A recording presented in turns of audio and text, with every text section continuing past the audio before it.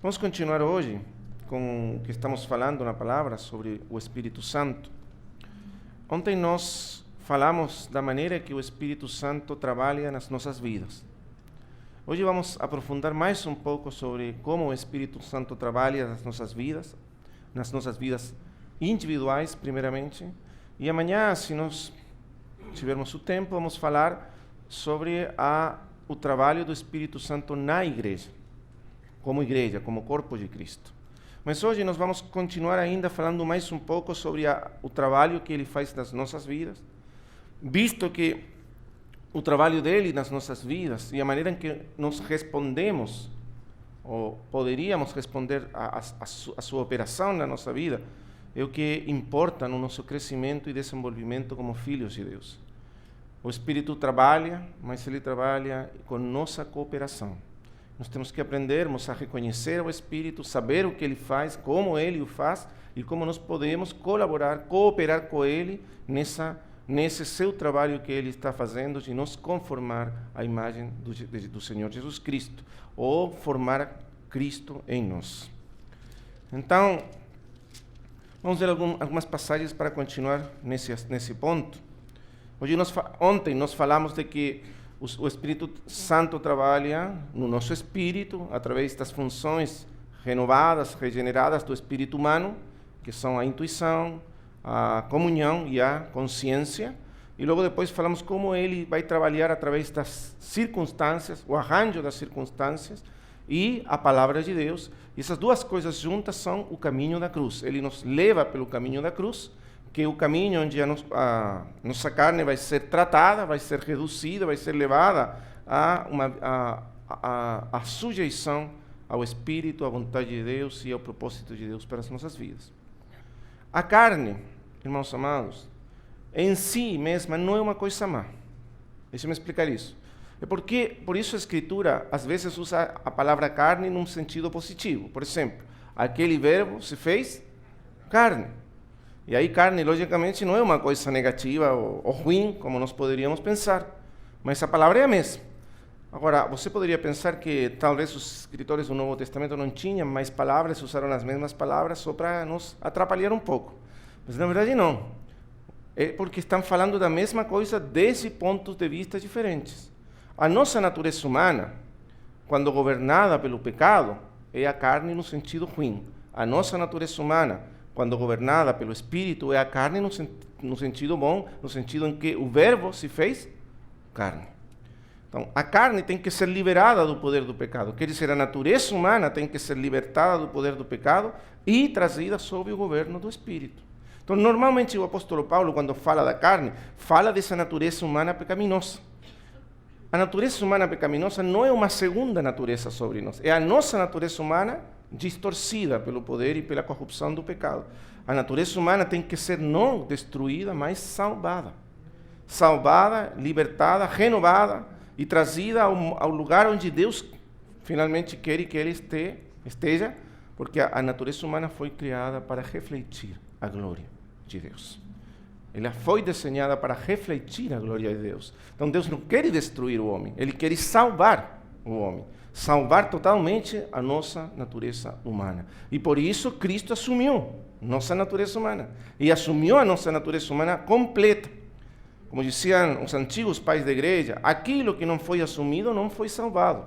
Porque Cristo assumiu a natureza humana completa para salvar totalmente a natureza humana. E por isso ele assumiu uma alma humana, sentimentos humanos, pensamentos humanos, uma mente humana e até um corpo humano, para salvar e restaurar tudo aquilo que se perdeu no princípio. Amém? Temos que ter isso em mente, que o trabalho do Espírito em nós não é um trabalho de destruição, é um trabalho de renovação, de libertação. É um trabalho de nos libertar daquela condição que o pecado trouxe à nossa natureza, libertar e levar a nossa natureza ao cumprimento do propósito divino e formar Cristo em nós. Vamos então ver alguns versículos agora para aprofundar nesse assunto. Mateus, capítulo 12,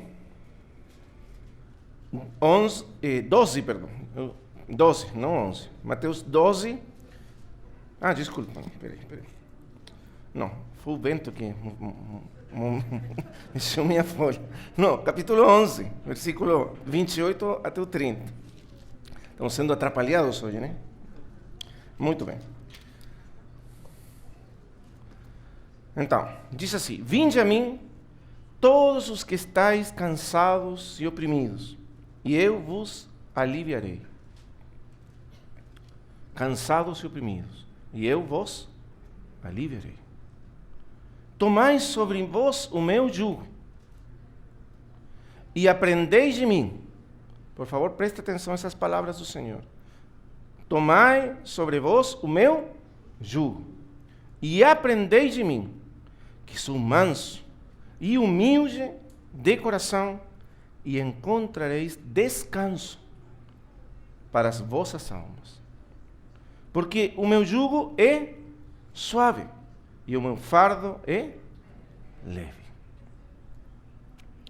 Olhe, vamos tentar entender um pouco as palavras do Senhor aqui nesse contexto. Nós estamos falando sobre o trabalho do Espírito Santo nas nossas vidas.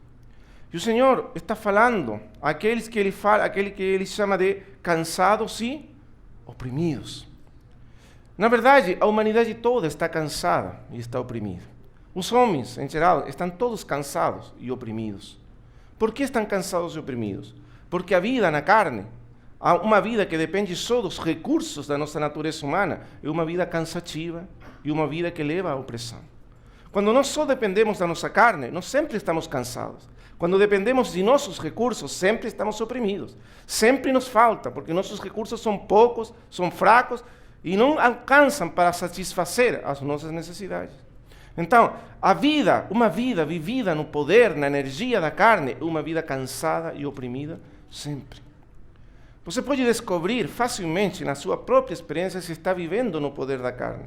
Como nós sabemos que estamos vivendo no poder da carne? Quando estamos cansados e oprimidos. É muito fácil, porque a carne sempre está cansada e oprimida. Você está irritado, você está angustiado, você sente raiva, você não sabe por quê, mas as coisas, você não tem força para enfrentar as situações. Uma vida vivida na carne é uma vida de cansaço e opressão. Mas o Senhor falou para eles: vinde a mim, todos os que estáis cansados e oprimidos, e eu vos aliviarei. Amém? Mas como?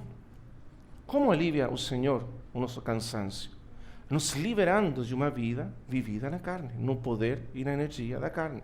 Veja como: tomai sobre vós o meu jugo. A imagem que o Senhor está usando é a imagem de um boi que leva um jugo. Você sabe que os bois necessitam, sempre vão em parelhas, né? Você tem dois bois para puxar o arado, ou que seja o carro que eles têm que puxar. Precisa dois. E ele diz que ele tem um jugo, mas ele nos convida a nos colocar do seu lado, com o seu jugo.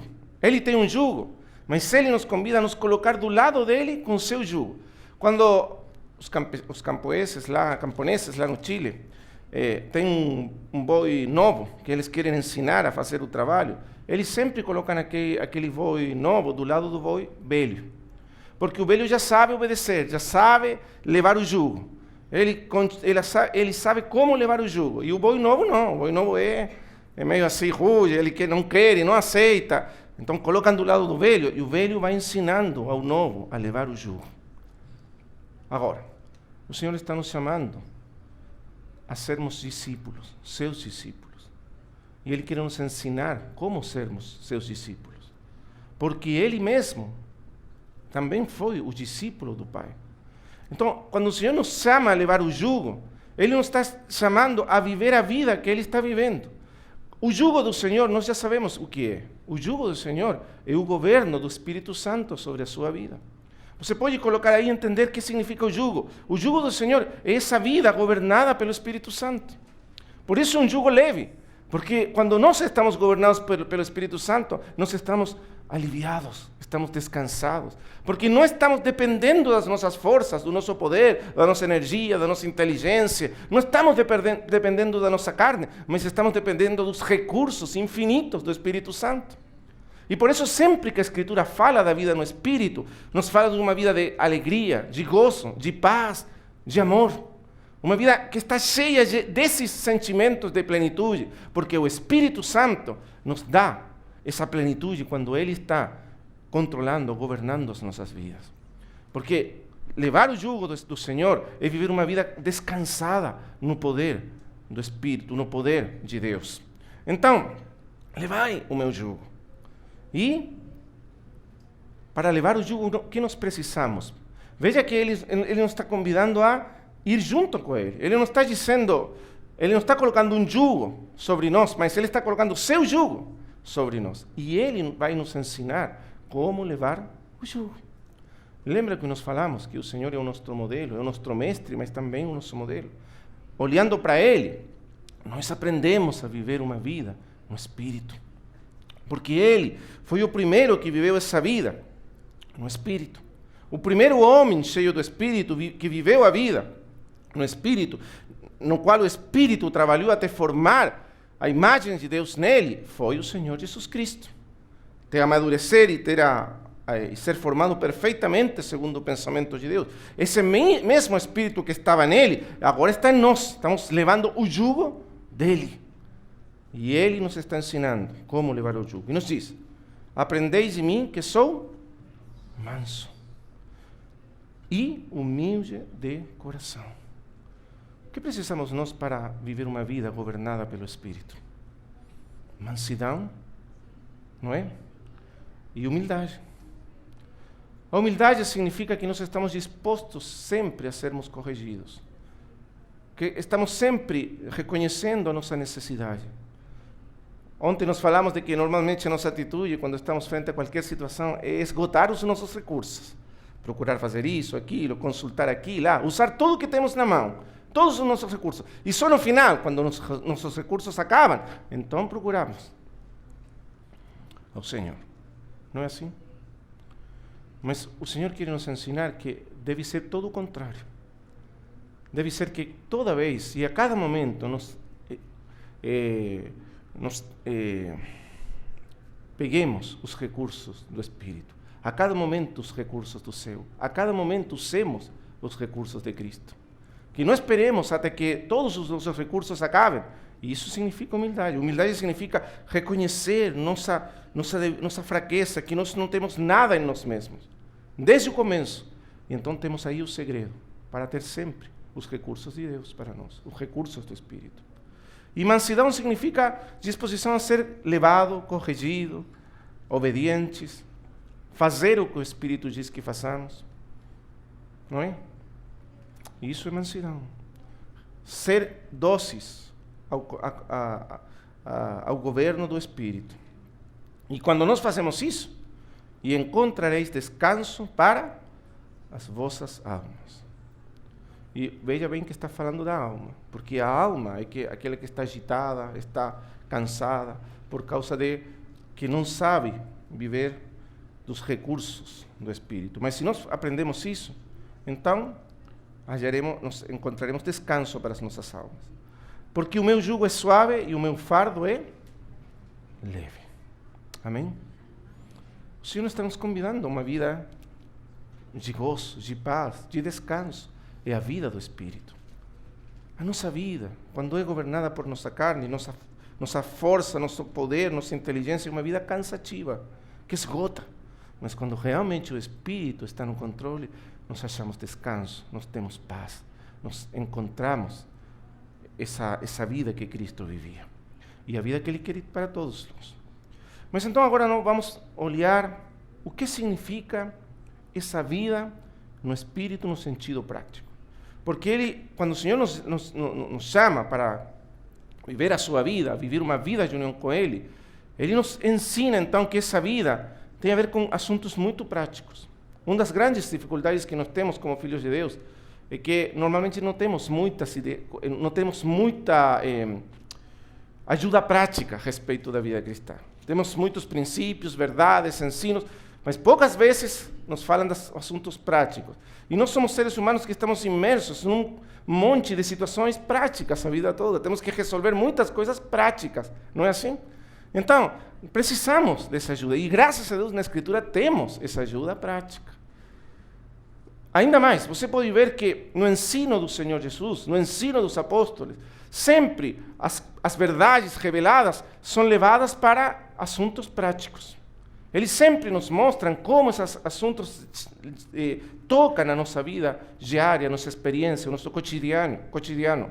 Porque o Senhor quer que nós experimentemos essa vida de união com Ele de maneira diária, constante, no dia a dia, nos lugares onde nós estamos. Que a nossa vida de união com Cristo seja real no nosso trabalho, nossa escola, na faculdade, na casa, com os filhos, na vida que nós vivemos de maneira normal.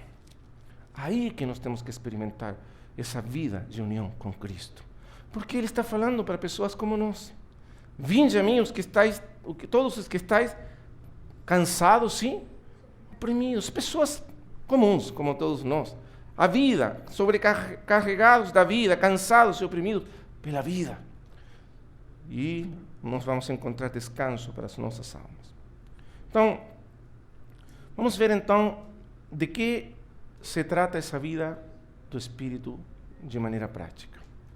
E vou usar uma palavra agora, que muitos de vocês não vão gostar, mas vou usar igual, vou arriscar, mas nós precisamos aprender o significado dessa palavra.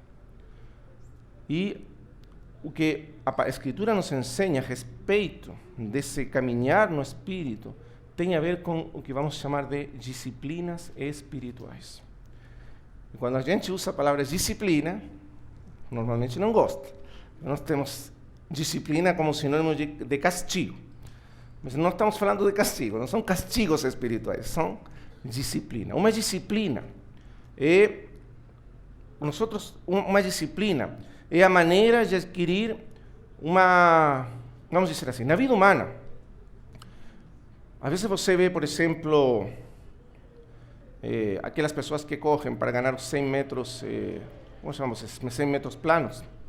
Tem aquelas pessoas que correm, eu lembro quando era criança, não tão criança assim, mas por aí por uns 15 anos, houve um jogo olímpico que apareceu aquele famoso corredor Carl Lewis. Não sei se alguém se lembra daquele corredor, Carl Lewis. E os jornalistas chamaram ele do filho do vento. Porque ele corria e ganhou acho que foram 9 medalhas de ouro naquela Olimpíada. Ele corria mais do que ninguém, corria e ganhava tudo. Quando você olha para ele correndo, você parece que ele fosse livre como o vento, e por isso o chamavam filho do vento. Parecia que ele quebrava as leis da física quando corria. Parecia que ele tinha uma liberdade que ninguém mais tinha para correr. E já e todos nós gostaríamos de sermos tão livres assim para correr como ele. Mas o segredo dele, por que ele corria dessa maneira? Por que ele conseguia correr como nenhum de nós corre? Com uma liberdade que nenhum de nós tem para correr. O segredo dele era a disciplina. Porque ele disciplinou a sua vida para isso. Porque, irmãos amados, aqui temos que aprender um grande segredo. A vida humana se forma através da disciplina. Falando humanamente. Você não consegue nada na vida humana sem disciplina. Você sabe isso. Aqui temos irmãos que são doutores, engenheiros, outros são muitas profissões. Mas tudo isso foi conseguido com disciplina.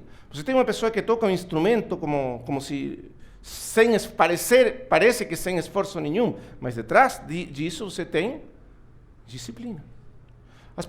Deus nos fez de tal maneira que tudo o que nós aprendemos na vida é com essa disciplina, esse trabalho constante, esse esforço constante, então, finalmente, temos a disciplina. Ainda mais, praticamente todas as coisas que nós aprendemos na vida, aprendemos através da disciplina. Deixa eu explicar isso. Por exemplo, os filhos, quando são novos, pequenos, a primeira preocupação dos pais é ensinar a eles alguns hábitos essenciais. Não é assim? Hábitos de escovar os dentes, hábitos de lavar as mãos, hábitos. Como os filhos aprendem os hábitos? Através de muita disciplina. As mães sabem disso. Não é de um dia para outro. Não é que você fala para o filho e diz, filho, vem cá, vou fazer uma aula para você, vou explicar aqui o assunto dos dentes. Porque você acha engraçado, mas muitas das vezes os crentes fazemos assim. Irmão, vamos ensinar a vida do Espírito e damos uma aula. Não é assim? E aí saímos todos sabendo como viver a vida do Espírito. Será? Não é assim. Porque nós aprendemos através da repetição e então a repetição, após a repetição na disciplina, é que nós aprendemos. Assim somos. Quando você quer ensinar um filho a lavar os dentes, você tem que... logicamente, você ensina o princípio. Filho, que se você não escova os dentes, então aqueles bichinhos entram e vão... Não é assim, você vai ficar sem dentes no final. Você queria até assustar ele. Mas ele não adquire o hábito assim. Ele só adquire mesmo, mas hábito não. Aí você tem que entrar com ele, não é? Todos os dias você levanta ele, leva e escova, ensina ele, depois insiste. Chega um momento em que aquela disciplina introduz o hábito nele. E uma vez que o hábito está dentro, o que acontece? Você não tem que ensinar mais nada. Ficou para sempre. Não é assim? Você faz parte. Então, nosso caráter é a soma dos nossos hábitos. Nosso caráter é a soma dos nossos hábitos. As pessoas atuam, reagem, o caráter dela é a soma de hábitos que foram sendo adquiridos ao longo do tempo. Muitos hábitos. Você aprendeu a reagir de uma maneira, a atuar de uma maneira, a cumprimentar de uma maneira, a sorrir de uma maneira. São hábitos. Agora, o interessante disso é que a natureza humana foi criada por Deus para adquirir hábitos. Você falará, irmão, isso é psicologia, isso não está na Bíblia. Depois vou mostrar que está na Bíblia. É muito claro na Bíblia. Porque é Deus que nos fez. E Ele sabe como nos fez. E então, quando nós, na vida humana, na aquisição da vida humana, nós precisamos de disciplina para adquirir hábitos. Tudo que os homens adquirem na vida, o adquirem através de disciplina. Também os maus hábitos se adquirem através da vida, pela repetição de pecados constantes. Não é assim? Então, como nós nascimos sob o poder do pecado, irmão, nós temos adquirido muitos hábitos automáticos na nossa natureza, no nosso corpo, na nossa mente, que governam nossa conduta. E quando nós somos confrontados a diferentes situações, como eles são hábitos, eles atuam de maneira inconsciente. Por isso, Paulo fala do pecado que está nos meus membros, porque meus membros foram habituados pelo pecado, a pecar. Por isso a Escritura fala dos pés que correm para derramar sangue, olhos habituados a pecar. Porque o nosso corpo foi, vamos dizer assim, disciplinado pelo pecado, foi formado para pecar. Então ele reage de maneira natural a favor do pecado. Por isso, irmãos, tantas vezes você peca sem sequer saber por que peca. Paulo diz, eu quero fazer o bem, mas o pecado que está nos meus membros faz o mal. É automático, é um poder. E como a queda aconteceu que a mente e a alma já não têm mais poder sobre o corpo, e o corpo governa a mente, então os hábitos do corpo dominam a nossa mente. A obra do Espírito Santo é nos, vamos dizer assim, é nos dar um conjunto inteiramente novo de hábitos. Um caráter novo. Os hábitos do Senhor Jesus Cristo. Veja comigo, vamos ler algumas passagens para conferir essas coisas que estamos falando. Por isso o Senhor falou, levai o meu jugo. O que quer dizer levar meu jugo? Que nós entremos numa vida de disciplina espiritual. A vida que Ele viveu, sob a disciplina do Espírito. Temos outra passagem que vamos ler para comparar. Mateus, capítulo 7, versículo 13 e 14. Mateus 7, 13 e 14. Entrai pela porta estreita, porque larga é a porta e espaçoso o caminho que conduz à perdição. E muitos são os que entram por ela. E porque estreita é a porta e apertado o caminho que leva à vida, e poucos há que a encontra. Nós falamos que o Espírito Santo nos leva ao caminho da cruz. O caminho da cruz é o caminho onde nossa carne é colocada no estreito para ela ser levada a um ponto de total quebrantamento, rendição, para que a vida de Cristo possa ser nossa vida. O propósito da cruz é tratar com nossa carne e trazer nossa carne sob o governo do Espírito Santo, para que Cristo se torne a nossa vida, para que nós experimentemos realmente a vida de Cristo em ressurreição. Esse é o caminho da cruz. Mas o caminho da cruz é um caminho voluntário. Não é um caminho que nos é imposto pela força. Por isso Jesus falou, se algum quer ser meu discípulo, o que tem que fazer? Tomar sua cruz.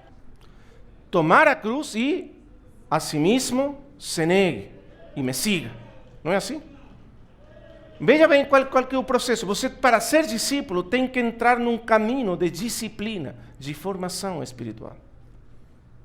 Um discípulo, a palavra discípulo significa um que está sendo formado por um mestre. A palavra vem do tempo antigo, né? No tempo de Jesus, do Senhor Jesus. Quando uma pessoa queria aprender um ofício, vamos supor, eu queria aprender, no caso do Senhor Jesus, o ofício de carpinteiro. Como poderia eu aprender o ofício de carpinteiro? Então, quando uma criança ainda de 7 ou 8 anos era tirada da sua casa e levada para a casa do carpinteiro. E aí ele entrava como discípulo do carpinteiro, ou aprendiz do carpinteiro. E o aprendizado naquele tempo não era simplesmente como hoje, receber informação, mas era um aprendizado completo. Ele tinha que aprender o ofício e a forma de vida do carpinteiro. Então ele começava não sabendo nada, fazendo as coisas mais simples, lavando, limpando o piso, lavando, ordenando, aprendendo o quê? A obedecer. Com o tempo ele começava a aprender o ofício, mas finalmente, quando o carpinteiro morria, ele ocupava o lugar do carpinteiro. E era assim que se ensinava. Isso era um discípulo. Uno que entrava sob uma disciplina para ser formado e chegar a ser como seu mestre. Mas aqui nós estamos falando do mestre dos mestres. E ele nos chamou para sermos formados à sua imagem. Amém? Ele falou, em verdade vos digo, que todo aquele que for aperfeiçoado será como seu mestre. O propósito dessa vida, dessa disciplina espiritual é nos formar. Então, o Senhor queria que os discípulos entendessem isso. Seguir ao Senhor é entrar nessa vida de formação, de disciplina espiritual. A meta é maravilhosa, seremos formados à imagem do Filho de Deus. Mas temos que entrar e permitir que o Senhor, pelo Espírito Santo, trabalhe nas nossas vidas. E nós temos que nos pormos no caminho onde Ele vai trabalhar. Ele não força ninguém. Mas Ele diz, se alguém quer ser meu discípulo, negue-se a si mesmo e siga. E isso significa entrar, como falou o Senhor, naquele caminho estreito. Pela porta estreita e o caminho estreito. Amém? Disciplina espiritual. Então vamos ver isso, alguns exemplos mais. 1 Timóteo, capítulo 4, versículos 7 e 8. 1 Timóteo é uma carta muito prática, é a carta que está escrevendo, vamos dizer assim, um apóstolo já velho, já maduro, para um irmão novo, um apóstolo, um obreiro novo que está começando no seu serviço. E Paulo está trabalhando na formação espiritual de Timóteo. Ele sendo formado para essa vida de serviço em Cristo. Ele diz o seguinte para ele, entre todas as coisas que ele diz, versículo 7. Mas rejeita as fábulas profanas e de velhas, e observa com atenção aqui, presta atenção aqui, e exercita-te a ti mesmo em piedade. A expressão que usa Paulo aqui, exercitar, é a mesma que se usava para os exercícios da academia. Você sabe que os gregos gostavam muito da academia, então eles passavam muito tempo exercitando o seu corpo, seus músculos e tudo, e eles iam para a academia. Eles usavam essa expressão, exercita-te aqui, que usa o apóstolo, é a mesma que se usava a respeito da academia. Mas ele diz, exercita-te a ti mesmo em piedade. E acrescenta, versículo 7, porque o exercício corporal para pouco aproveita. Quer dizer, ele não está falando de exercício corporal, para que ninguém confunda. Ele está falando de exercício espiritual. Mas o princípio é o mesmo. Exercício espiritual. Mas a piedade para tudo é proveitosa, tendo promessa da vida presente e da vida e da que há de vir. Em outras palavras, Paulo está dizendo para Timóteo, disciplina-te. Ponte debaixo de uma disciplina espiritual. Porque exercitar-se é se colocar em disciplina. Quantos de vocês fazem academia? Alguns, poucos. E não é que você tem que entrar numa disciplina. Quantos gostam da academia? Sim, toda semana se levanta, vou para a academia, é maravilhoso. Não é, né? Normalmente você não gosta da academia, mas tem que disciplinar, porque o benefício é o que você procura. Normalmente a disciplina em si mesma não é agradável, mas o fruto é. Mas aqui ele está falando de algo muito maior do que o benefício físico que traz o exercício corporal. Tem pessoas que realmente se disciplinam fisicamente. Separam 1 hora por semana e todos os dias da semana vão, fazem isso.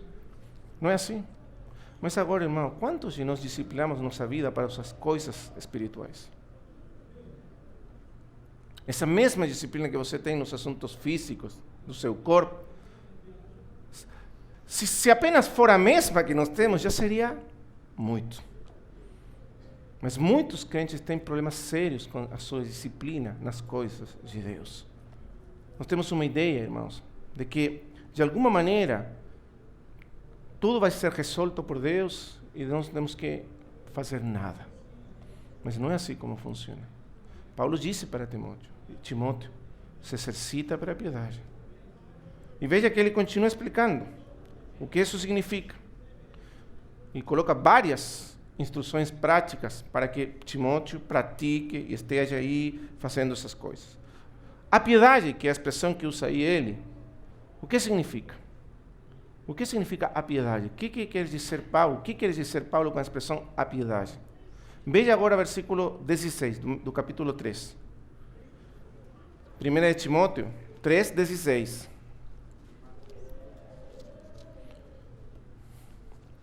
E sem dúvida alguma, grande é o mistério da piedade. Deus se manifestou em carne. Foi justificado no Espírito, visto dos anjos, pregado aos gentios, crido no mundo e recebido acima na... Então, a piedade que é? Segundo o que acabamos de ler aí. Qual que é o mistério da piedade? De quem está falando o texto? Claro, né? A piedade é o Senhor Jesus Cristo. Cristo é o mistério da piedade. E Paulo está falando para Timóteo, Timóteo, exercita-te na vida de Cristo. Exercita-te nessa vida em Cristo. Não diz isso? Exercita-te na piedade. Mas o mistério da piedade é o mistério da encarnação, quer dizer, é o mistério da vida divina na vida humana do Senhor Jesus. O que nós estávamos falando nesses dias passados. Esse mistério é que nós temos que exercitar na nossa vida. Em outras palavras, nós temos que adquirir a mesma forma, não apenas a vida, mas também a forma dessa vida que se foi manifestada no Senhor Jesus Cristo. Nós temos que seguir Cristo, não apenas na vida, mas também na forma da sua vida. Porque Ele, diz Pedro, Ele não só nos deixou a sua vida, mas nos deixou o seu exemplo. Nos diz isso, para que sigamos as suas pegadas. Nós não só temos que seguir a vida do Senhor, mas temos que caminhar nas pegadas do Senhor, não é isso? Então, Ele não é simplesmente a nossa vida, Ele é nossa vida, mas Ele também é a forma da nossa vida. E nós temos que aprendermos não somente, quer dizer, nós não temos que receber somente a sua vida, mas também a forma da sua vida. O caminho que Ele trazou diante de nós. Amém? Por isso que o Senhor falou, eu sou o caminho, e a verdade, e a vida. Então, entrar nesse caminho de disciplina espiritual, da disciplina do Espírito Santo, é entrar pelo caminho pelo qual o mesmo Senhor passou, e nesse caminho ele foi formado. E ele cresceu e chegou finalmente a se convertir naquele filho maduro de Deus.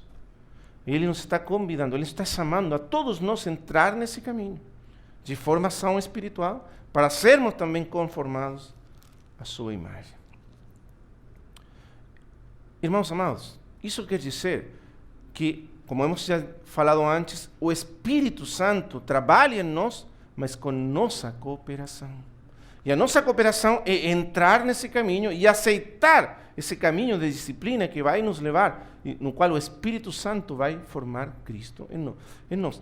As disciplinas espirituais em si mesmas não são a fonte da transformação, são apenas meios para que o Espírito Santo trabalhe nas nossas vidas. Amém? Porque o Espírito trabalha na medida que nós estamos na disposição, nos apresentamos a Ele, para Ele trabalhar. Vamos ver outra passagem para entender melhor isso. 1 Coríntios, capítulo 9. 1 aos Coríntios, capítulo 9. Agora na vida mesma do apóstolo Paulo.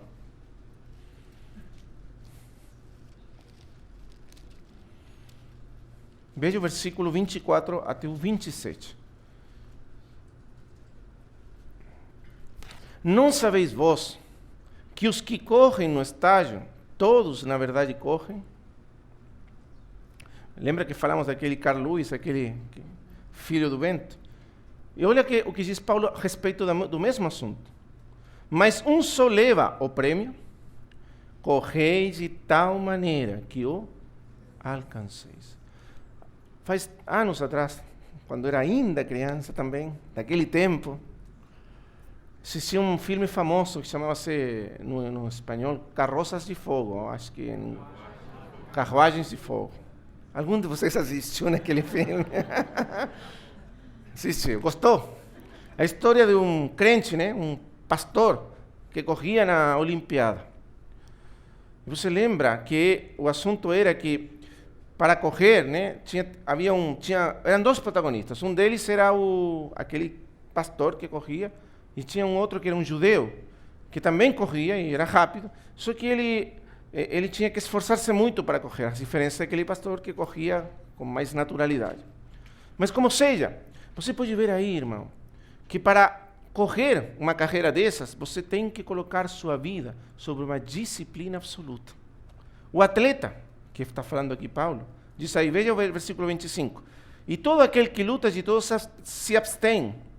Eles o fazem para alcançar uma coroa corruptível, nós, porém, uma incorruptível.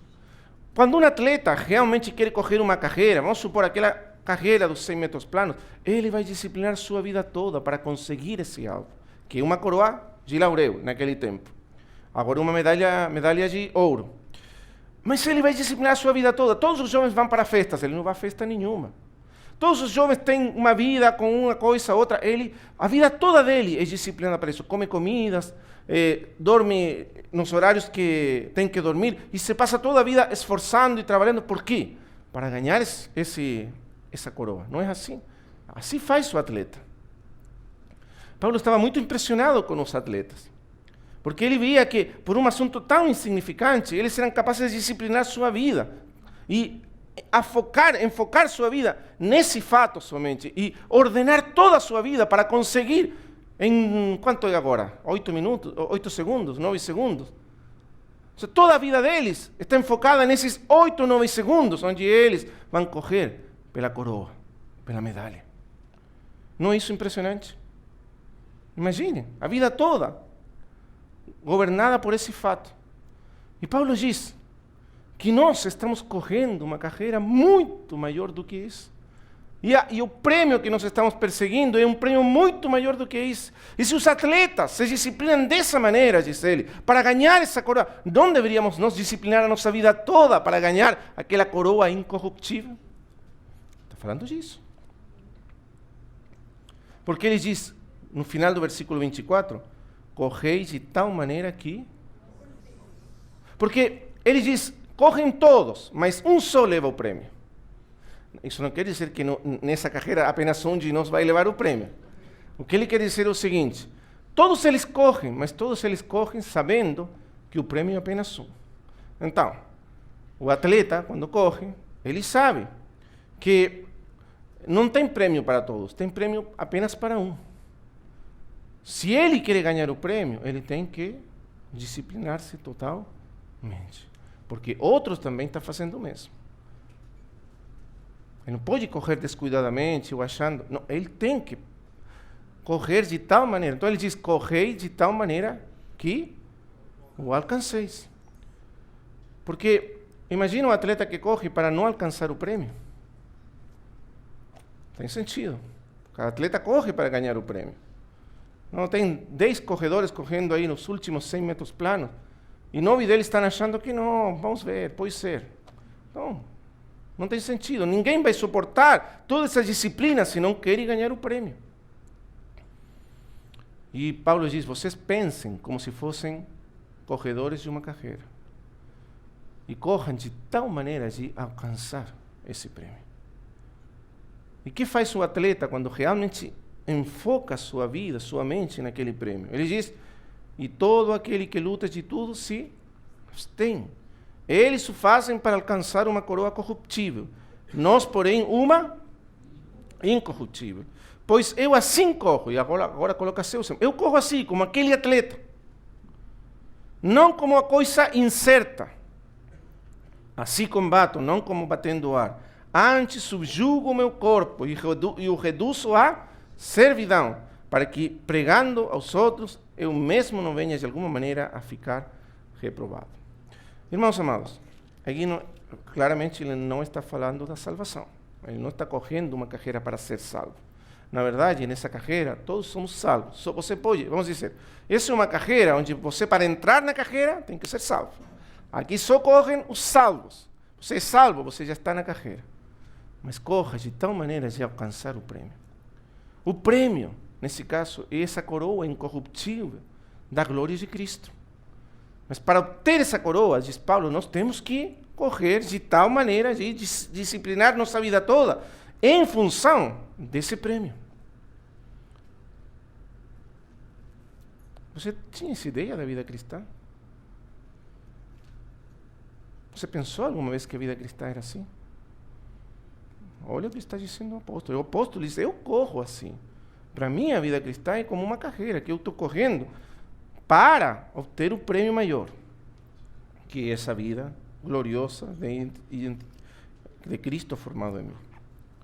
Mas agora vamos tentar entender o que significa isso em termos mais práticos. Como nós entramos nessa vida de disciplina espiritual? O Senhor falou que não é uma coisa pesada, não é um fardo, é uma vida de descanso nele. Então, vamos tentar ver algumas dessas pequenas disciplinas espirituais que nos ajudam na nossa carreira, que servem, para as quais nos disciplinamos para a vida do Espírito. E vamos olhar para alguns aspectos da vida do Senhor Jesus nesse ponto.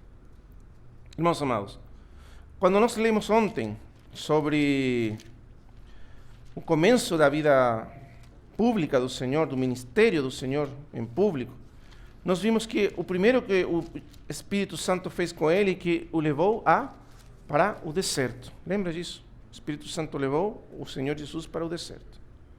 Por que o Senhor Jesus foi levado para o deserto? Porque ele precisava ir para o deserto. Já pensou nisso? Logicamente, nós falamos que, num sentido figurado, é a obra da cruz. Mas, claramente, o Senhor não precisava a obra da cruz como todos nós precisamos.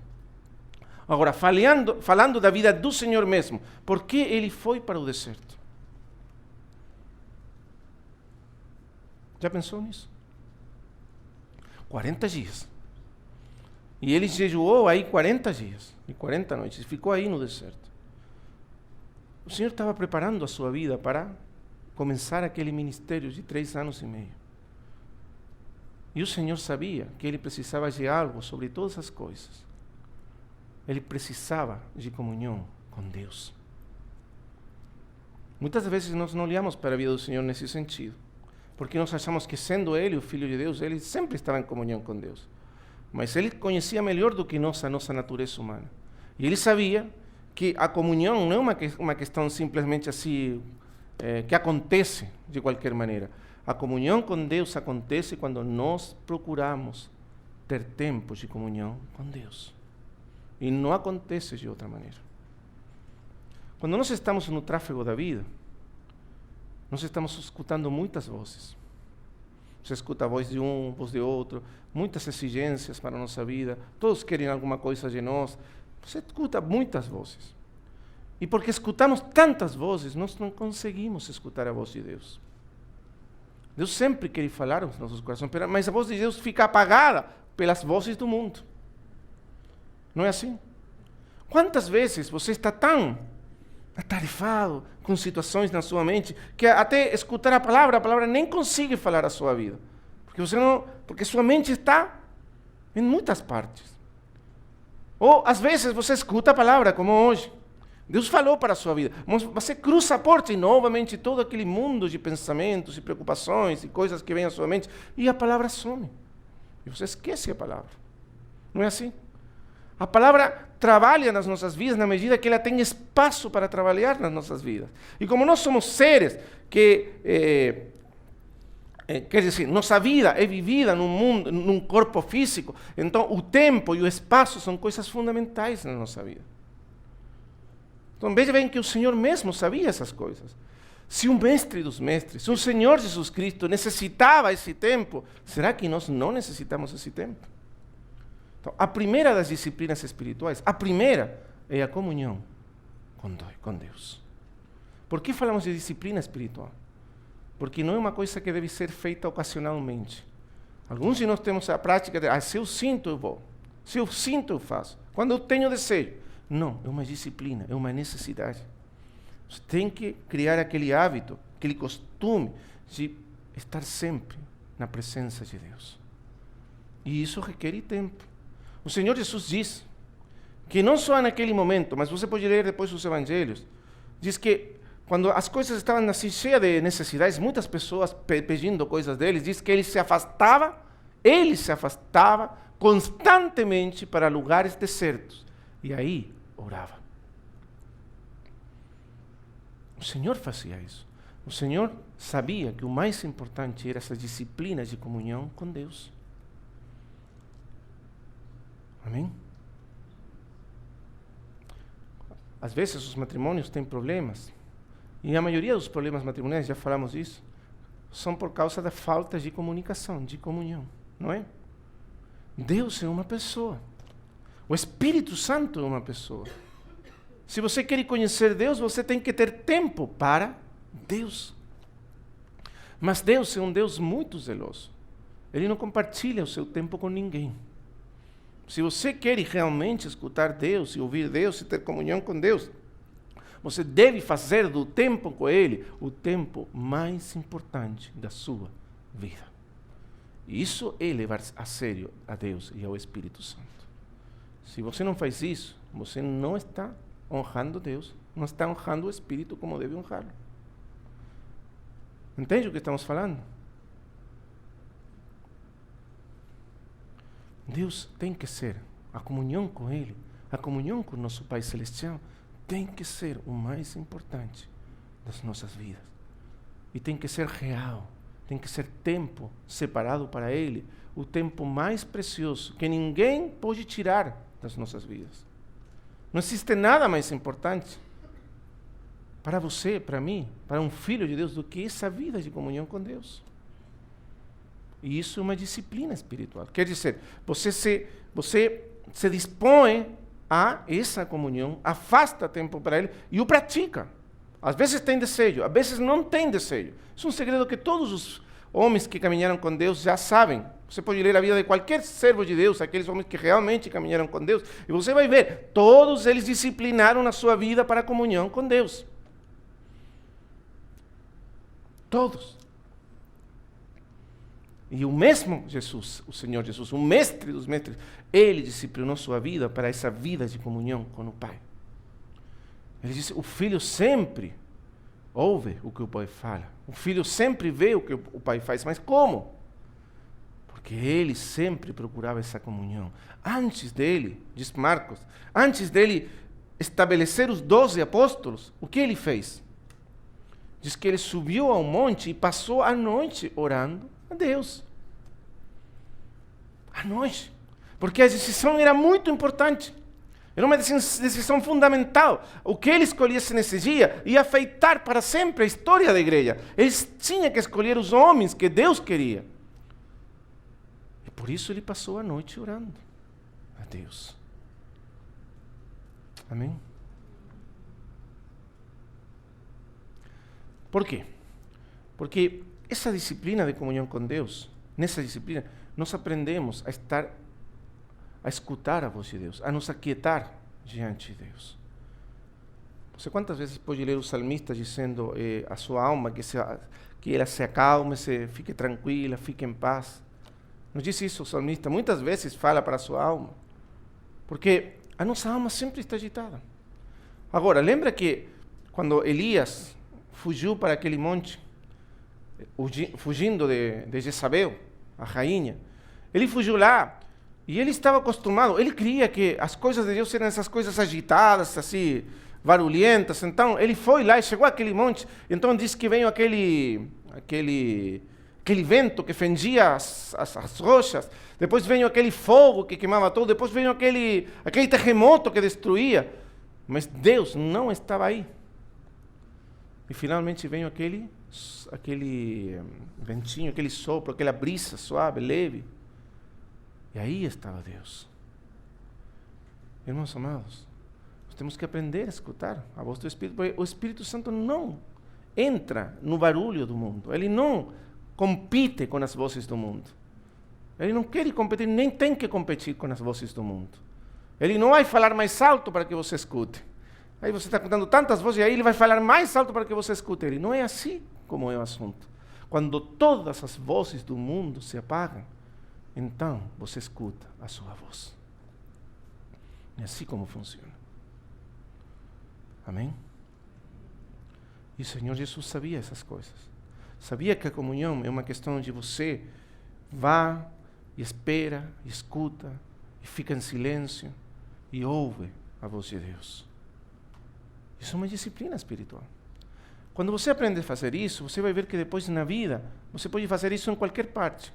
Até às vezes aí no tráfego da vida, você consegue escutar a voz de Deus. Mas primeiro tem que aprender a fazê-lo. Como todas as coisas que nós aprendemos na vida. A vida espiritual também se aprende. Logicamente, uma vida que depende do Espírito Santo. Você não depende de você para essa vida. Você está confiando, porque a Escritura diz que é pelo Espírito que nós temos entrado ao Pai. Por isso nós falamos primeiro disso. Antes de falar das disciplinas espirituais, falamos da vida do Espírito. Porque se nós falarmos das disciplinas sem essa vida do Espírito, nós podemos tornar-nos legalistas. Pessoas que confiam no que fazem para obter algo. Não. O Espírito, a comunhão com Deus, é um dom da graça de Deus. Mas imagina, Deus nos dá um dom e você nunca aproveita esse dom. A graça de Deus é que Deus está disponível para nós, que nós podemos ter comunhão com Deus. Diz Paulo aí no capítulo 2 de Efésios, que por um mesmo Espírito todos nós temos entrada ao Pai. Mas o que adianta ter entrado ao Pai se você nunca entra? Não é assim. Esse é o ponto, esse é o assunto. Fazer uso dos recursos da graça. Tudo tem sido dado para nós em Cristo, mas nós temos que aprendermos a usar aquilo. É isso que a disciplina espiritual nos ensina, como usar os recursos da graça.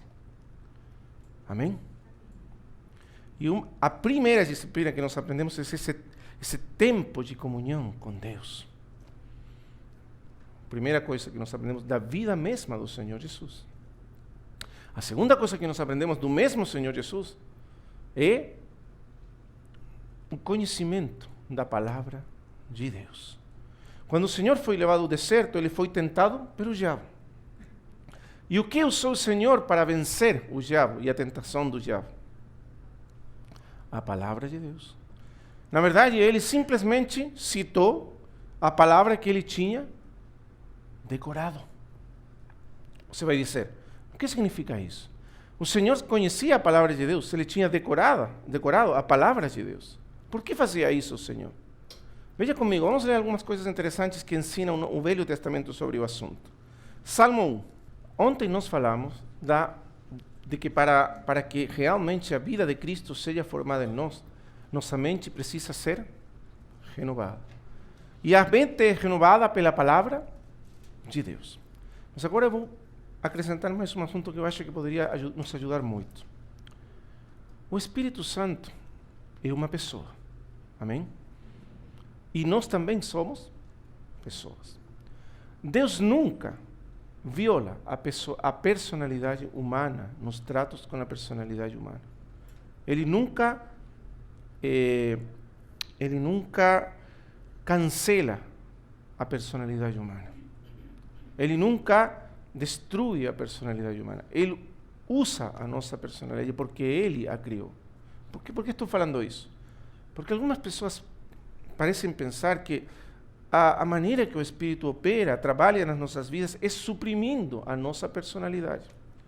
Como se o Espírito viesse a nossas vidas para pensar por nós, para agir por nós, para decidir por nós. Desculpa, para pensar por nós, agir por nós, decidir por nós e sentir por nós. Nós, de alguma maneira, ficamos como uma espécie de espectadores passivos do que o Espírito Santo faz em nós. Não é assim como funciona. Nunca vai funcionar assim. Às vezes o irmão fala, irmão, por que você não fez isso? Ah, porque eu não senti, o Espírito não me levou a fazer. E então a culpa é do Espírito, que não levou ele a fazer. Não é? Ah, irmão, por que você não faz, viu aquele irmão em necessidade e você não ajudou? Irmão, eu não senti do Espírito, o Espírito não me deu o sentir, o Espírito tem a culpa. Não funciona assim, irmãos. Somos nós que temos que pensar e agir e atuar. É assim que funciona. Mas como? Nós atuamos, agimos, confiando no Espírito, nos apoiando no Espírito, e o Espírito age conosco. É assim como funciona.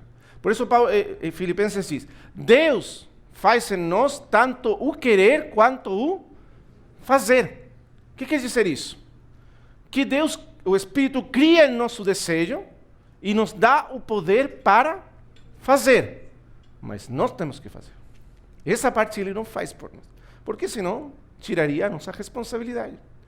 Porque então, como poderia um dia então o Senhor, como faz com as igrejas do Apocalipse, dizer, eu conheço as tuas obras, mas tenho contra ti.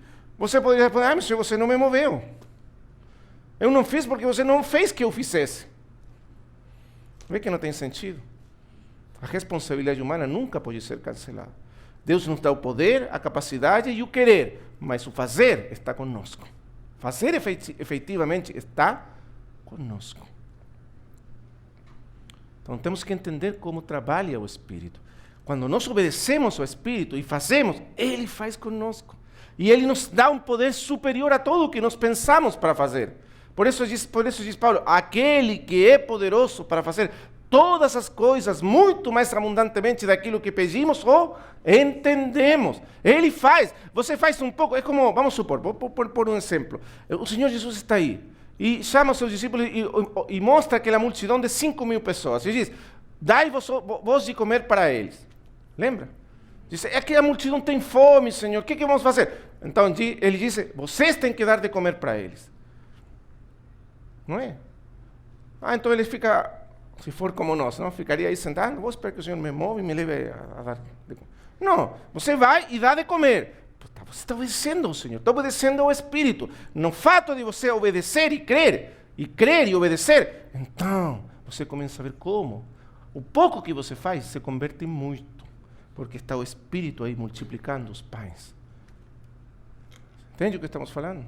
Você tem que fazer. Você tem que aprender a obedecer ao Espírito. Tem que fazer a vontade do Senhor e então, confiando, com fé, descansando, não na sua carne, mas no Espírito, e o Espírito age junto com nós e através de nós. Não é maravilhoso isso? Você tem que pensar. As pessoas que creem que o Espírito de alguma maneira vai levar elas a pensar as coisas do Espírito. Não, o Espírito ajuda, dá o poder para pensar, mas os pensamentos são seus.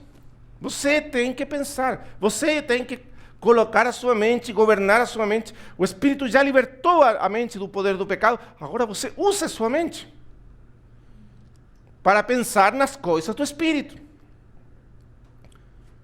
É você que tem que exercitar sua mente para as coisas de Deus. Então vamos ver o Salmo 1, para entender melhor isso. Bem-aventurado o homem que não anda segundo o conselho dos ímpios.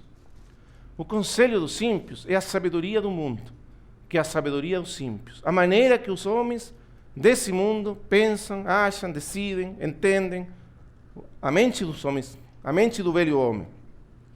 Nem se detém no caminho dos pecadores, nem se assenta na roda dos escarnecedores.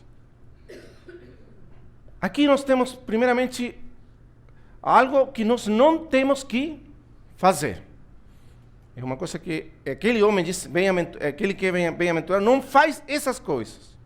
Mas faz o seguinte: antes tem seu prazer na lei do Senhor, que é a palavra do Senhor. E na sua lei medita de dia e... irmão amado, isso não acontece sozinho. Não é que assim sozinho vem a lei e você vai meditando. Não, não é uma coisa assim. Ele se dispôs, ele se disciplina para pensar na lei do Senhor de dia e de noite. Não diz isso? E veja o que acontece no versículo 3. Pois será como árvore plantada junto a ribeiros de águas, a qual dá o seu fruto no seu tempo e as suas folhas não cairão, e tudo quanto fizer prosperará. A nós nos gusta o versículo 3, né? Eu sou como uma árvore plantada junto aos ribeiros de águas. Irmãos, somos como árvores. Alguns fazemos assim, mas nós pulamos por acima do versículo 2. Mas você medita na lei de Deus dia e noite? Então, se você não faz, não pode ser essa árvore. Porque o versículo 2 é a condição, é a causa necessária do versículo 3. Nós precisamos aprender essas coisas. Mas aqui temos a segunda disciplina espiritual. A meditação na palavra de Deus. É uma disciplina, porque também é uma coisa que eu preciso fazer de maneira constante e decidida. Não acontece a não ser que eu faça isso de maneira constante e decidida. O Senhor falou vamos ler vamos ler Josué, capítulo 1, versículo 1. Veja agora o exemplo de Josué.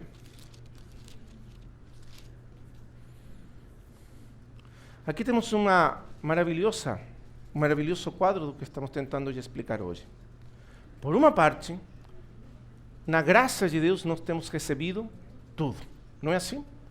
Tudo que nós temos na vida cristã é recebido de graça. É um dom de Deus. É graça de Deus. É dádiva de Deus. É favor de Deus. Não podemos merecê-lo, não podemos comprá-lo, não podemos obtê-lo. Tudo é dado pela graça. Essa é a primeira parte da vida cristã. A vida de união com Cristo é uma vida que nos foi dada de graça. Cristo nos foi dado de graça. Essa vida de Cristo é nossa pela graça. O Espírito de Deus está em nós pela graça. Mas vamos ler agora. Versículo 2. Moisés, meu servo, é morto. Levanta-te, pois, agora, passa este Jordão, tu e todo este povo, e a terra que eu dou aos filhos de Israel. Aqui está a graça. A terra que representa a plenitude de Cristo é um dom de Deus. Um dom da graça de Deus. Deus nos dá todo. Todo foi dado por Deus. Mas veja o que continua. Desde o deserto do Líbano até o grande rio, o rio Éufrates, toda a terra dos heteus e até o grande mar, para a poente do sol, será o vosso terra. Ninguém te poderá resistir todos os dias da tua vida. Como fui com Moisés, assim serei contigo. Não te deixarei, nem te desampararei. Aqui está a parte de Deus. E Deus já fez a sua parte. Amém? Deus já fez a parte dele. Ele já deu tudo. A terra está aí. Se você entra, você vai ver que eu vou contigo. Ninguém poderá resistir-te. Todo lugar onde coloques a planta dos teus pés será teu. Amém? Mas isso é tudo. você tem que fazer uma parte. Que coisa? Tem que entrar, tem que caminhar, tem que possuir. Está aí, mas você é que tem que entrar. Como você vai entrar? Então, veja bem agora a instrução. Versículo 6. Esforça-te. Eu pensei, irmãos, que a vida cristã era sem esforço. Mas por que ele diz esforça-te? Aqui tem alguma coisa errada. Será? Mas como diz 1 Timóteo capítulo 2, versículo 1. Tu, pois, filho, meu filho, esforça-te na graça que é em Cristo Jesus. Mas esforça-te. E o Senhor está falando o mesmo para Josué. Não esforça-te na tua carne, nos teus recursos, no teu poder. Lembra o que falou alguma vez Paulo para os irmãos? Ele falou, irmãos, eu tenho trabalhado mais do que todos os apóstolos, mas não eu. A graça de Deus em mim. Mas a graça trabalha quando nós nos esforçamos na graça. E o Senhor está dizendo, Josué, toda a terra está aí. Eu te dou a terra. Todo lugar onde poses a planta do teu pé vai ser teu. Entra, vai. As cidades vão cair. Os muros vão cair diante de ti. Os inimigos vão fugir diante de ti. Mas tu tens que entrar e te esforçar. E quando, nesse esforço, na graça, então, aí que realmente vai acontecer, que a terra vai ser possuída. Então, veja agora. Como ele tem que se esforçar? Versículo 7. Tão somente esforça-te e tem muito bom ânimo, para teres o cuidado de fazer conforme a toda a lei que meu servo Moisés te ordenou. Dela não te desvies nem para a direita nem para a esquerda, para que prudentemente te conduzas por onde quer que andares. Não se aparte de tua boca o livro desta lei. E olha, compare aqui o que diz com o Salmo 1. O que tem que fazer? Antes medita nele, dia e noite. Para que tenhas cuidado de fazer conforme a tudo quanto nele está escrito, porque então farás prosperar o teu caminho e serás bem-sucedido. Não te mandei eu, agora já é um mandamento. Eu te mandei, esforça-te e tem bom ânimo. Não temas, nem te espantes, porque o Senhor teu Deus é contigo, por onde quer que andares. Essa é a palavra do Senhor para nós. Eu estou contigo. Eu vou contigo. Meu poder vai contigo. Minha graça vai contigo. Os recursos do céu vão conosco. Mas você se esforça. E eu irei contigo. Não é isso maravilhoso? Não é o nosso esforço na carne. É o poder de Deus em nós. É a vida de Cristo em nós. Mas nós temos que exercitar, trabalhar, esforçar. No sentido de fazer aquilo que o Senhor nos mandou fazer. Amém? Então nós somos como pessoas muito ricas, mas que nunca usamos da nossa riqueza. Temos que aprendermos a usar das riquezas. E as coisas que o Senhor nos pede são muito simples. As disciplinas do Senhor são todas para nossa vantagem. Não são coisas pesadas, não são fardos pesados. É um fardo, acaso, separar um tempo constante, permanente, para ter comunhão com Deus? Será um fardo? Será algo pesado para a nossa vida? Você que acha? Quando você faz isso, você descobre que isso é a fonte de toda a renovação da nossa vida. Amém? Quando realmente aprendemos a ter comunhão com Deus, depois não é apenas uma hora, depois são 2, 3, 4 horas. Você já nem consegue mais, porque não é um peso. Você descobre que aquilo que poderia ser um peso, na verdade, é um descanso, é um repouso. Que coisa pode ser mais maravilhosa que passar tempo com Deus, sempre, constantemente? Amém? Agora, a segunda disciplina. A segunda disciplina tem a ver com duas coisas. A meditação na palavra de Deus e essa parte importante, a memorização da palavra de Deus. O Senhor falou para Moisés, estas palavras que eu te estou ensinando, você tem que escrevê-las nas paredes, nos muros, pôr-las por toda parte. Para quê? Para que constantemente elas estejam diante de ti. E isso se consegue memorizando. Se eu explicar uma coisa muito importante a respeito da memorização da palavra de Deus. A memorização da palavra de Deus não é para que você saiba repetir versículos e você possa simplesmente repetir. Tem um propósito muito mais profundo. Quando o Senhor falou para Josué, ele sabia, como o Senhor conhece a nossa mente, que nossa mente constantemente, nossa mente, assim como todo o nosso ser, está governada por hábitos de pensamento.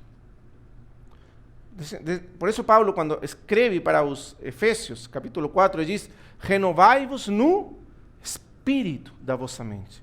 Imagine que a mente está cheia de caminhos por onde habitualmente ela vai e caminha.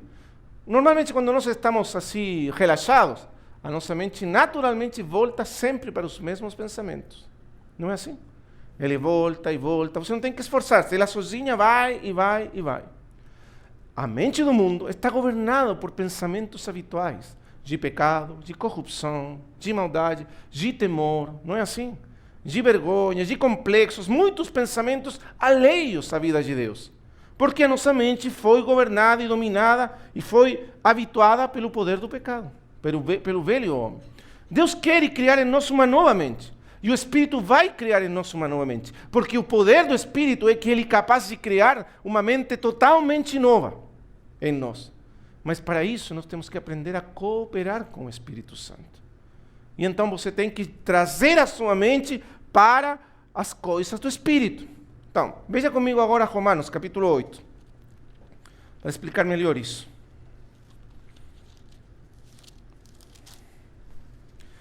Veja Romanos, capítulo 8, versículo 5 e 6. Paulo está nos falando agora da vida no Espírito. E para a vida no Espírito é fundamental a renovação da mente. Então veja aqui, capítulo 8, versículo 5. Porque os que são segundo a carne, inclinam-se para as coisas da carne. Você tem alguma tradução diferente a minha? Cogitam, aí está melhor, viu? Cogitar é pensar. A palavra grega que se usa aqui é frônesis, que significa a determinação da mente. Aquilo em que a mente pensa de maneira constante e determinada. Outras palavras, o que Paulo quer dizer é que aqueles que são do espírito, da carne, fixam sua mente nas coisas da carne. Aqueles que são do espírito fixam sua mente nas coisas do espírito. Ele está aqui ensinando uma verdade essencial. Quando você está na carne, a sua mente sempre está colocada nos interesses, nos desejos, nos assuntos da carne. Como nós podemos colocar a mente nas coisas, fixar a mente nas coisas do Espírito? Só existe uma maneira: a palavra de Deus. É através da palavra de Deus que nós fixamos nossas mentes nas coisas do Espírito. Por isso é tão importante. E por isso o Senhor ensinou a José: medita nela de dia e de noite. Porque quando você faz isso, a palavra de Deus se apodera da mente, e os pensamentos de Deus se apoderam da nossa mente, e a intenção do Espírito se apodera da nossa mente. E então nós começamos a olhar com os olhos de Deus, a entender com a mente de Cristo, a caminhar com a mente de Cristo, e tudo muda na nossa vida. Amém? Nós começamos a pensar de Deus, de nós mesmos e de todos os que estão ao nosso redor com a mente de Cristo. E onde nós temos a mente de Cristo? Na palavra de Deus. Irmãos amados, o Espírito sempre trabalha com a palavra. O Espírito não trabalha através dos nossos sentimentos. Algumas pessoas, infelizmente, pensam que o Espírito trabalha através dos sentimentos. E por isso falam assim: eu senti, eu não senti. Na verdade, nós vivemos num mundo governado pelos sentimentos.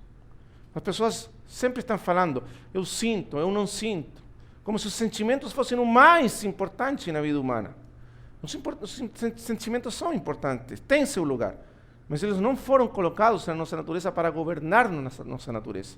E então o Espírito nunca vai usar nossos sentimentos para governar nossa vida. É por isso que nós temos muitas dificuldades. Pensamos que o Espírito nos governa pelos sentimentos. O Espírito não governa a vida humana pelos sentimentos. O Espírito governa a vida humana através da palavra. Ele renova a nossa mente. E quando nossa mente é renovada, nossos sentimentos são renovados. Porque no desenho de Deus, os sentimentos dependem da mente. Por exemplo, você é uma pessoa que sempre está pensando coisas tristes. Como vão ser seus sentimentos? Tristes. Você vai estar dominado por uma tristeza constante porque tem pensamentos de tristeza. E depois isso já se faz uma mistura que nem consegue entender. E você não pode sair disso. Mas a saída sempre é a mesma. O Espírito renova nossa mente. Nos mostra quem somos nós em Cristo. Amém? Nos revela a verdade, nos dá a verdade. A verdade renova a nossa mente. Por isso diz, veja comigo Efésios, capítulo 4. Vamos ler melhor os versículos para que você possa reter esses versículos na sua mente. E é melhor decorar esses versículos e poder repeti-los para você quando esteja em oração. Veja. Efésios. Capítulo 4. Versículo 20 e 21. Diz, mas vós não aprendestes assim a Cristo. Ele está falando da mente vã, da mentalidade vã dos incrédulos. E agora ele diz, mas vós não aprendeste assim a Cristo. Se é que o tendes ouvido, e nele fostes ensinados como está a verdade em... Por que ele fala da verdade que está em Jesus? Porque é a verdade que o Espírito usa para renovar as nossas mentes. Ele está falando que a mente vá entenebrecida dos incrédulos, os leva a serem governados por desejos incontroláveis. Quando você vê uma pessoa governada por desejos incontroláveis, é porque a sua mente está governada por esses pensamentos primeiro. Os pensamentos finalmente produzem desejos ingovernáveis. Se tem uma pessoa que tem problema com a pornografia, ou que tem problema com a bebida, normalmente porque a sua mente primeiro está governada por esses pensamentos. E logo ele cai e é dominado por esses desejos ingovernáveis. Mas o trabalho do Espírito sempre começa com a mente. Ele vai até o mais profundo, ele diz até o espírito da mente e renova o espírito da mente. Quer dizer, aqueles pensamentos mais profundos que de uma maneira praticamente inconsciente governam a nossa vida, são mudados pelo Espírito Santo. E ele planta em nossos pensamentos de Deus a verdade que está em Jesus. Ele nos dá um novo pensamento acerca de Deus, de nós mesmos e do mundo que nos rodeia. Nós começamos a olhar tudo de uma maneira diferente. E então a vida de Cristo se apodera da nossa vida. É assim que funciona. E isso acontece através da palavra de Deus.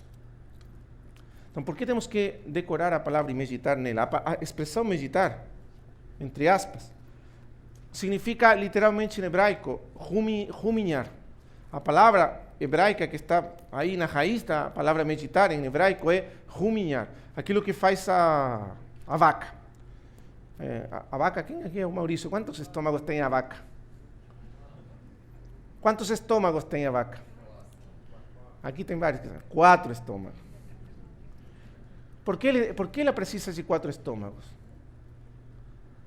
Porque a vaca come pasto, grama, né? A grama, para ela conseguir tirar todo o alimento da grama, ela tem que processar muito o alimento. Então ela come, passa para um estômago, para outro, depois volta novamente e faz novamente o mesmo processo, até tirar totalmente todo o alimento. É interessante, verdade? E a Escritura diz que nós temos que fazer com a palavra de Deus da mesma maneira. Agora, quando nós fazemos isso com a palavra de Deus, ela produz todo o efeito que ela tem para produzir nas nossas vidas.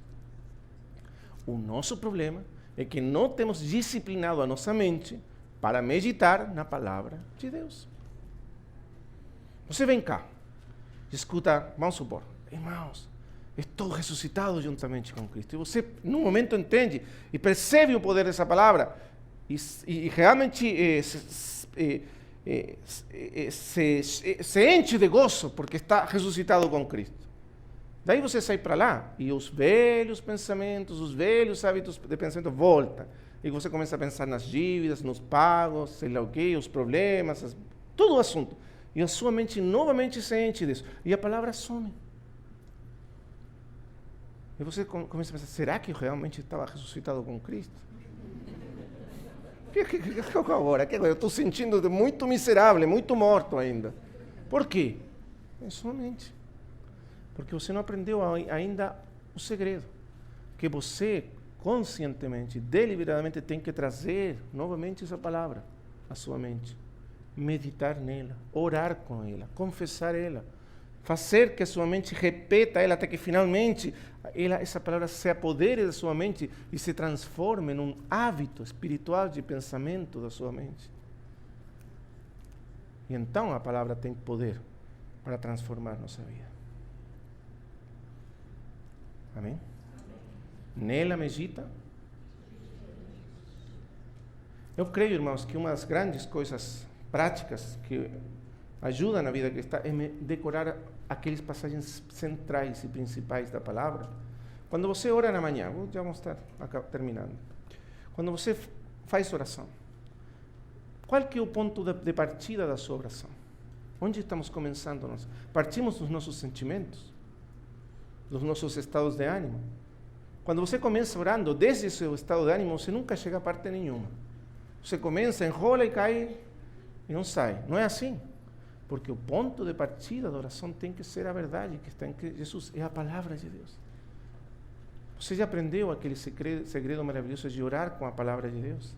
Não use as suas palavras, use as palavras de Deus.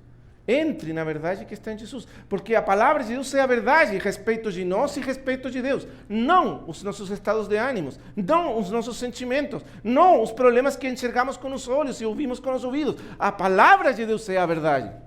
Então você tem que entrar na palavra pelo poder do Espírito. Quando você entra na palavra pelo poder do Espírito, você entra na realidade das coisas do Espírito.